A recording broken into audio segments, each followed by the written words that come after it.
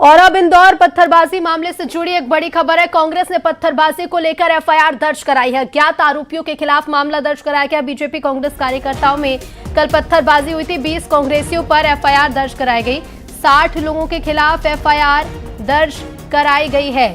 इंदौर में पत्थरबाजी को लेकर बड़ी खबर है। कांग्रेस ने पत्थरबाजी को लेकर एफआईआर दर्ज करा दी है। अज्ञात आरोपियों के खिलाफ एफआईआर दर्ज कराई है। और देखिए, बीजेपी कांग्रेस दोनों ही तरफ से एफआईआर दर्ज कराई जा रही है। बीजेपी ने 20 कांग्रेसियों पर एफआईआर कराई। 60 लोगों के खिलाफ कुल मिलाकर पुलिस ने एफआईआर दर्ज की है।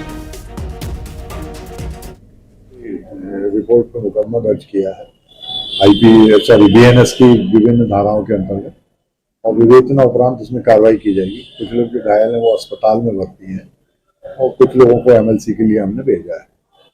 सर, बीजेपी की तरफ से किसकी शिकायत पर कार्रवाई की गई है?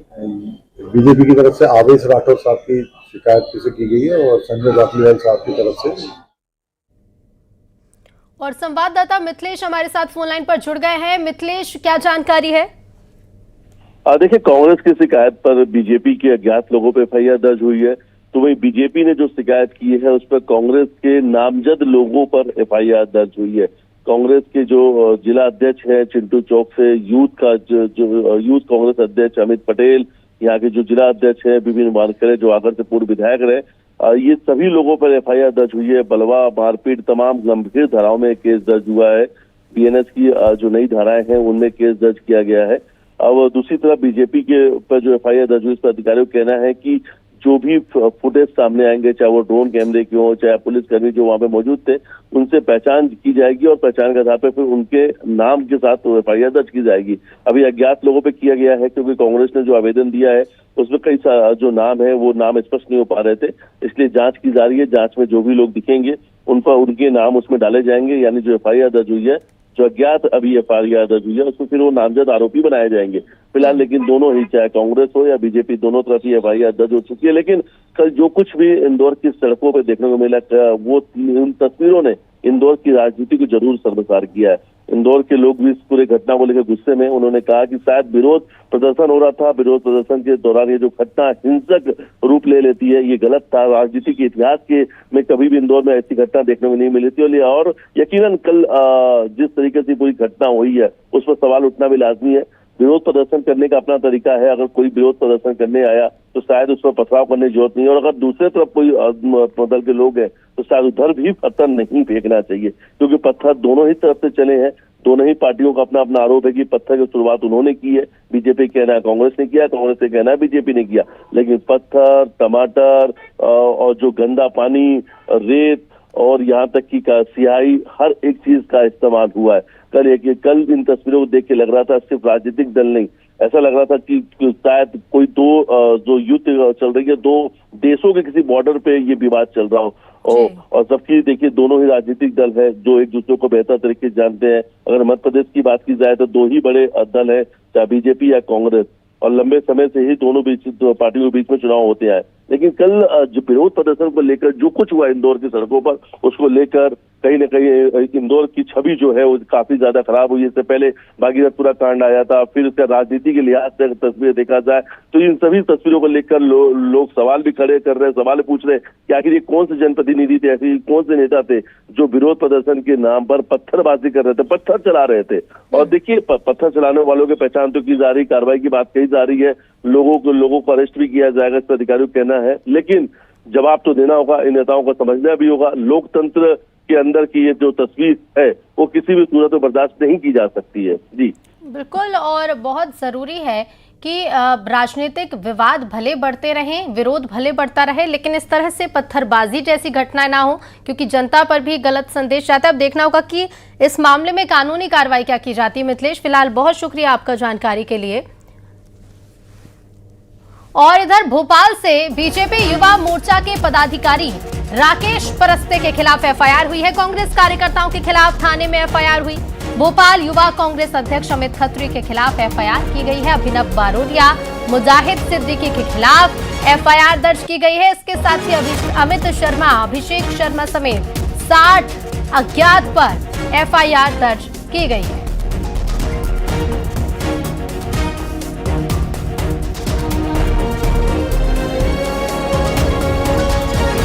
तो 60 अज्ञात पर मामला दर्ज किया गया है और इसके साथ ही कई नाम भी सामने आए हैं।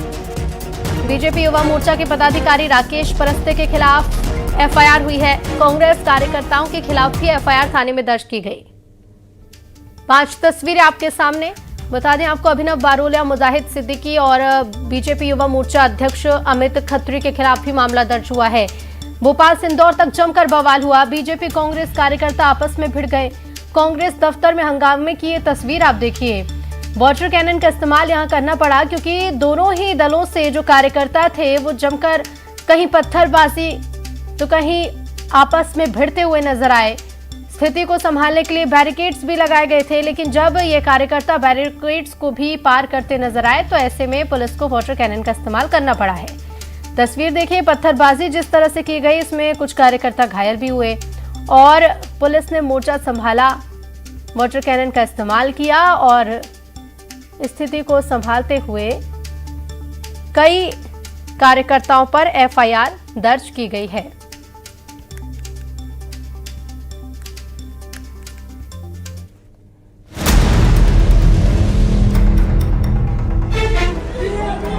दिल्ली के भारत मंडपम में एआई इम्पैक्ट समिट में यूथ कांग्रेस के शर्टलेस प्रदर्शन पर देश में सियासी तूफान है। बीजेपी और कांग्रेस में हाई लेवल घमासान है। ट्रेड डील के विरोध की आड़ लेकर एआई समिट में भारत की छवि से खिलवाड़ करने की कोशिश पर रण छिड़ गया है और ये रण अब बयानबाजी से निकलकर पत्थरबाजी तक पहुंच गया है। तस्वीरें देखिए।